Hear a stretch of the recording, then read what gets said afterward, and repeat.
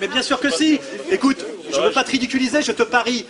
Mais je te parie tout ce que tu veux que dans n'importe quel Sénat, d'extrême gauche, d'extrême droite, je t'envoie comme je t'ai envoyé ce matin parler, tu vas voir que tu vas te faire exploser par des mecs infiniment plus vicieux que toi. Tu te rends pas compte de la...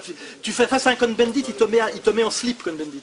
C'est un maître de la dialectique et du vice, il connaît tout de A à Z, c'est un champion, c'est un virtuose, tu peux le confirmer, non?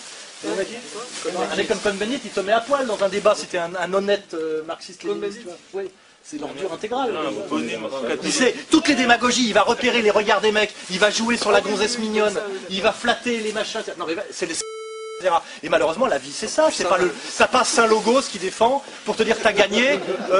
Il n'y a pas d'arbitre en philosophie, il n'y a pas d'arbitre en politique, c'est pas comme au foot, c'est pas genre je gagne 2 buts à 1, le sophisme, le philosophe face au sophiste, eh ben, c'est un mec qui boxe honnêtement pendant que l'autre a des comment dirais-je, des gants truqués, il lui tape que dans les couilles. Qu'est-ce que fait un philosophe face à un sophiste?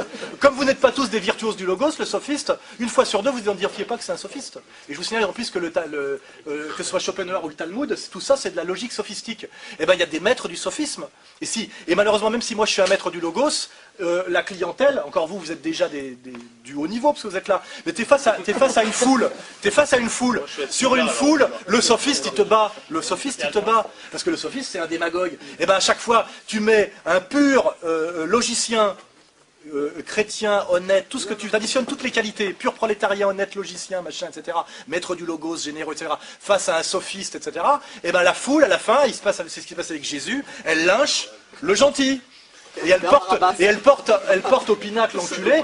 Cohn-Bendit ne fait que nous enculer depuis 1968. C'est encore le leader des Verts en France, alors qu'il n'est même pas français. Tu vois ce que je veux dire? Et il va encore ramener les écologistes au candidat du PS qui est censé prendre le pouvoir après Sarkozy, qui sera peut-être Strauss-Kahn. Il va rabattre pour Strauss-Kahn au 2e tour. Et tous les cons d'écologistes, ils sont encore en train de s'extasier sur Cohn-Bendit, qui est quand même un vieux...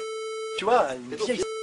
Et ben là, je suis obligé d'admettre le réel, c'est que Cohn-Bendit, quelque part, il est plus fort que moi parce que lui, il ne vit pas dans la conscience possible, pour reprendre les arguments de Goldman et Lukács, il vit sur la conscience réelle. Il méprise les cons.